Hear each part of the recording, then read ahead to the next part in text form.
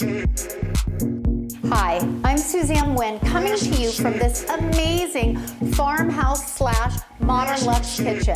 Yep, I put those two together, and that's great design. When you have an element, a fundamental element, a palette that can go two completely different directions, you've done a great job. One thing I do want to let you know is stainless steel is still riding hard. In the trending department, don't worry. I know people are getting a little nervous. Uh-oh, stainless has been in a while. It's still there. The only addition is we're introducing a bronze with it. So if you have a hood, you can intersperse bronze rivets or bronze accessories, bronze lighting.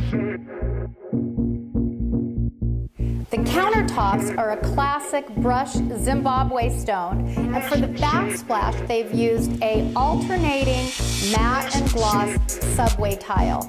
The only thing I would tell you is looking down the road, if you're getting tired of that super white look, you can take the grout and put a charcoal grout to pull out the color of the countertop. That's pretty hot.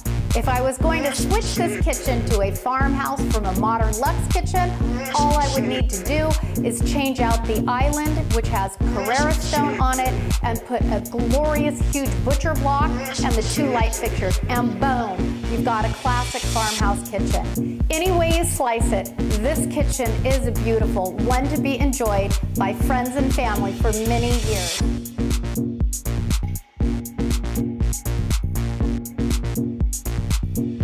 I'm Suzanne Wynn, serving up beautiful kitchens.